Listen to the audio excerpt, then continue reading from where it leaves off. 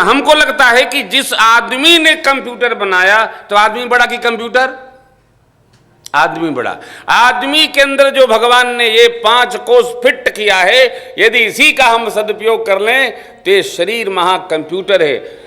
America ने प्रयोग किया, मेरे पूज्यपाद गुरुदेव भगवान के इस मस्तिष्क में 7 कंप्यूटर फिट है।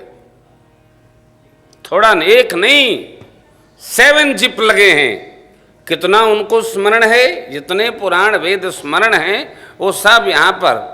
जब चाहते हैं एक सेकंड लगता है निकालने में। कंप्यूटर को तो टाइम लगता है, उनको समय नहीं लगता है। वो जैसे हाथ घुमाए तुरंत निकल के बाहर आ जाता है। व्यक्ति ने जो बनाया, मनुष्य ने जो बनाया, मनुष्य के द्वारा बनाए गए किसी भी सामान को आप प्रयोग करेंगे, बना भी सकता है, बिगाड़ भी सकता है।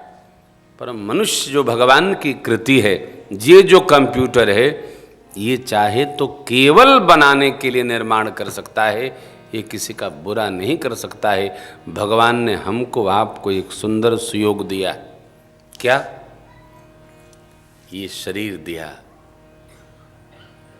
और इस शरीर को पाकर, इस जिह्वा को पाकर, कान को पाकर, नेत्रों को पाकर, दिव्य कर को पाकर, चरण को पाकर, सुंदर स्वस्थ शरीर में सुंदर मन बुद्धि चित्त हम पाकर हम भगवान की भक्ति न कर पाए तो कोई हमको अच्छा कहेगा? ताहि कबहू भल कहियन कोई, अगुंजा ग्रह परस मणि खोई। शरीर पारस मणि है।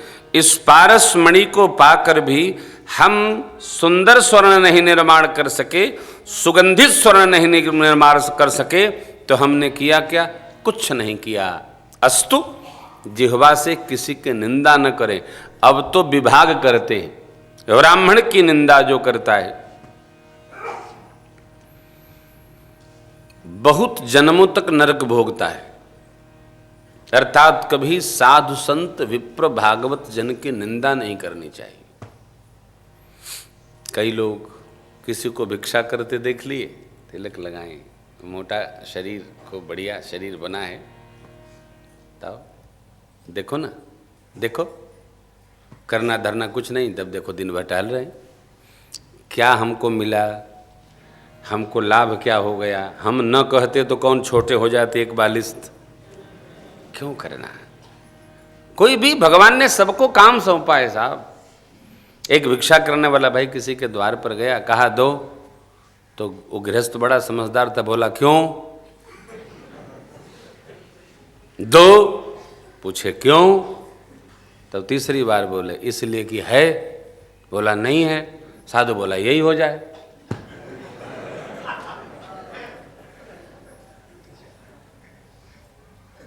ये आपको मैं कहानी नहीं बता रहा हूं, ये घटना है। शौर्य वाला, दिल्ली में मैं एक भाई के घर पर रुका था, तो मेरा स्वभाव है जिसके घर पर रुकता हूं उसके माता पिता का दर्शन करना चाहता हूं और उससे मिलता हूं नित्य। आप कहाँ रहते हैं, क्या करते हैं, आपके बाल बच्चे, बच्चे घर में हैं कि नहीं है? हैं तो बच्चों को बुलाओ, क्योंकि बच्चों से यदि हम मिलेंगे तो 10 साल बाद आएंगे तो कोई पानी देने वाला होगा।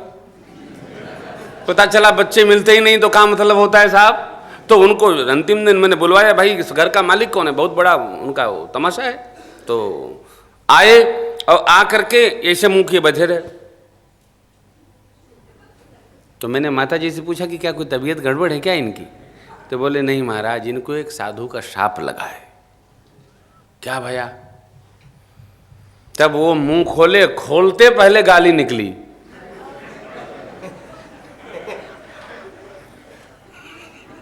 आप थे उस कथा में? दंगल मैदान में नहीं थे? भैया थे, आप भी थे ना? तो नाम नहीं लूंगा क्योंकि क्या भरोसा, ये कथा टीवी पे चल के सुन लेंगे तो नाराज हो जाएंगे। तो अपनी कथा है ना। बोले महाराज मैं गद्दी पर बैठा था, एक बाबा जी आ गए और मेरे को 4 बार बोले कुछ दे दो, जाड़ा है, कपड़े दे दो, पैसे दे दो। तो मेरे मुंह से गाली निकल गई। बोले यही है क्या? बोले हाँ, जाओ तेरे मुंह में यही रहे। तब से जब मैं मुंह खोलता हूं तो कितना भी कोशिश करूं, पहले बार एक मंत्र निकलता है, उसके बाद मैं अपनी बात शुरू करता हूं। इसी संकोच के मारे मैं दर्शन में नहीं आया, आपने याद किया तो मैं आ गया। अब देखो आप क्या कहा, द्विज निंदक बहु भोग। अरे ये तो अकारण कोई आ गया, ऐसा कारण निंदा हो गई। अकारण हम जब किसी की निंदा करते हैं, आजकल तो साधु संत भी ऐसे हो गए, अरे पंडित जी लोग भी। आपको ये काम मिला है क्या सबके बारे में अन्वेषण करो कौन कैसा हो गया है? नहीं करना, नहीं तो बहुत भोग करी। ये श्री कागभूषुंड जी निज अनुभव बता रहे हैं। 100 नंबर दोहा है क्या? गजब उज्जैनी सुनो रुगारी। उत्तरकांड में 105 नंबर दोहे से श्री कागभूषुंडी जी महाराज अपना जीवन चरित्र सुना रहे हैं गरुण जी को। उस कथा प्रसंग में है, गयबु उज्जैनी सुन उरगारी, दीन मलिन दरिद्र दुखारी, वहां गए काल कछु संपत्ति पाई, आदि आदि लिखा। उसमें लिखते हैं, विप्र एक वैदिक शिव पूजा, करई सदा तेहि काजन दूजा, तेहि सेवों में कपट समेता, द्विज दयाल अति नीति मन ही मन मैंने अपने गुरु महाराज की निंदा कर दी। इन्होंने मुझे मंत्र दिया, शंभु मंत्र मोहि द्विजवर दीना, और मैं मन ही मन निंदा कर दिया। इसका परिणाम हमको आगे जाकर भोगना पड़ा। एक जन्म नहीं, अगले जन्म में वो स्थिति आई कि हमको कौवे का शरीर धारण। देखिए लिखा है ना, द्विज निंदक बहु नरक भोग करी, जग जन मई बायस शरीर धरी। यदि हम ब्राह्मण की निंदा करते हैं, भक्त की निंदा करते हैं, भगवान के भागवतों की निंदा करते हैं, तो हमको कौवा बनना होगा। परिणाम सन्मुख है।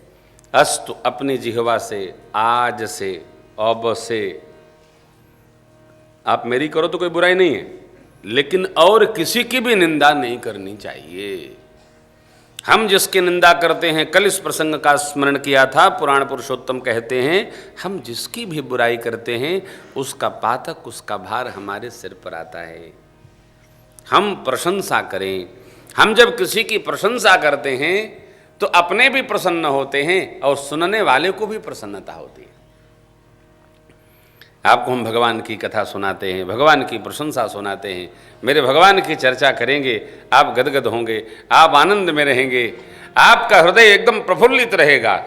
जब भी आप सत्संग करिए आप प्रसन्न हो जाएंगे, परम आनंद में अवस्थित होंगे।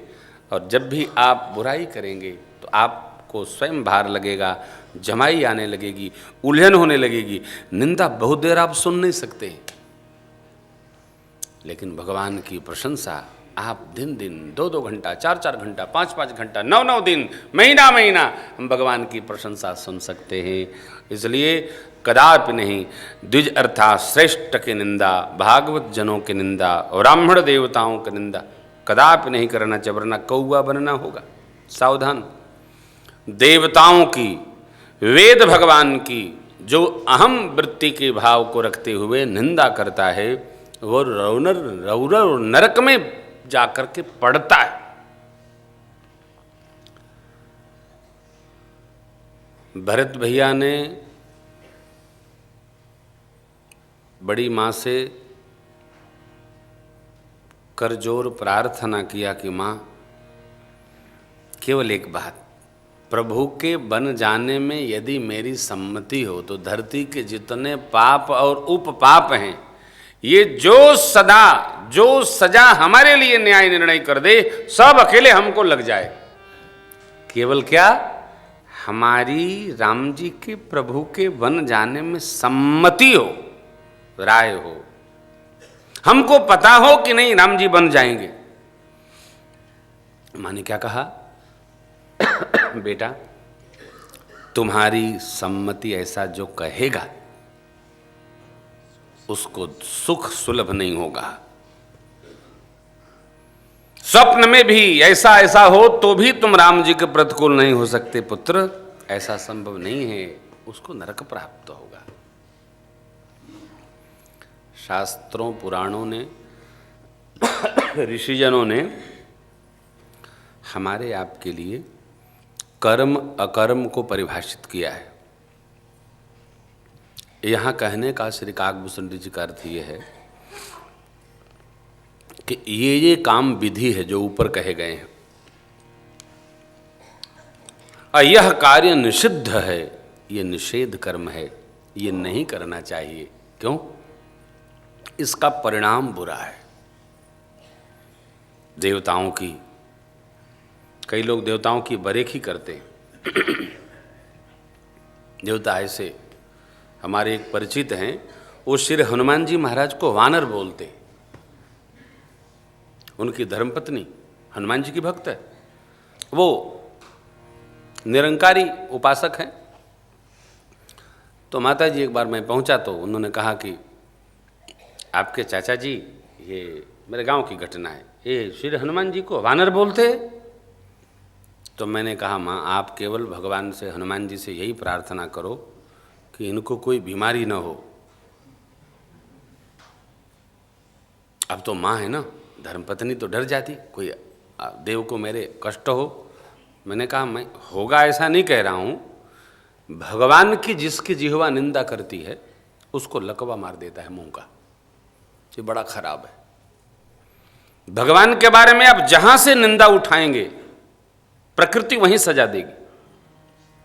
इसलिए भूल कर अपना कोई अतिशय प्रिय हो, मैंने उनको नहीं कहा, माता जी से कहा, मैं क्यों उलझन में पड़ूं, मैं जैसे उनके पास बैठूं वो मेरे राम जी को कहने लगे तो मैं तो उलझन में पड़ जाऊंगा। अभी तो हनुमान जी तक ही बैठे हैं तो ठीक है, चलो कम से कम बच्चे के साथ लगे। देखिए, कोई व्यक्ति अपने को कुछ कह रहा है तो उससे अपने बहस नहीं करना चाहिए, हाथ नहीं भाजना, चल भाई ठीक है, अच्छा है, कम से कम एक जगह सुरक्षित है कह रहा है ना। आप बहस करेंगे तो और आगे बढ़ जाएगा, उसका पाप बढ़ेगा, आप सुनेंगे आपका भी बढ़ जाएगा, कदापि नहीं। 3 वर्ष बाद उनको हवा लग गई, मुझे पता चला। अब मैं परेशान कि मैं देखने जाऊं तो वो बात माताजी को याद है, इनको तो बताया नहीं। फिर मैं भगवान से प्रार्थना किया, भगवान इनको स्वस्थ करो, मैं मिलने गया ही नहीं। मेरा कहने का अर्थ यह है कि प्रकृति हमारे किए गए हर कार्यों का ध्यान रखती है। और आप चित्त में इसको ठीक से बिठाइए, भगवान किसी को सजा नहीं देते, लेकिन प्रकृति किसी को क्षमा नहीं करती है। बार बार मैं कहता हूं, प्रकृति मेरे साथ भी है, प्रकृति आपके साथ भी है, प्रकृति सबके साथ है। प्रकृति का भी बहुत प्रेम से सदुपयोग करना चाहिए।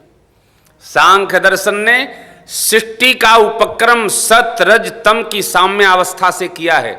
महत्तत्व जब आरूढ़ होता है इस सृष्टि पर तो ये जड़ प्रकृति भी चैतन्य होकर चल पड़ती है।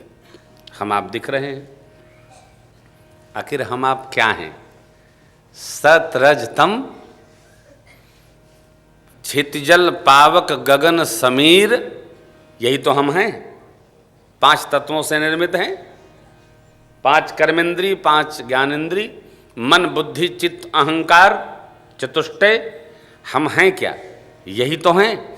यही हमारे में ही प्रकृति है। यदि हमने कोई कार्य जड़ता का किया तो प्रकृति जो हमारे साथ है, हम में है, हम ही प्रकृति हैं, उसका परिणाम वो स्वयं ले लेती है।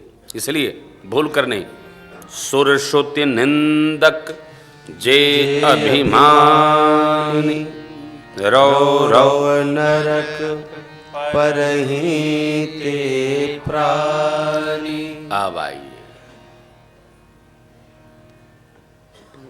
नरकों का स्मरण नहीं करेंगे। भागवत कथा में आप जो भागवत सुनाने के लिए बड़े भैया आ रहे हैं उनसे पूछेंगे।